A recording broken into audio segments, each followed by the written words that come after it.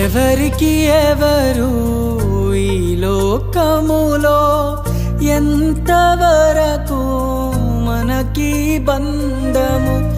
ఎవరికి ఎవరు ఈ లోకములో ఎంతవరకు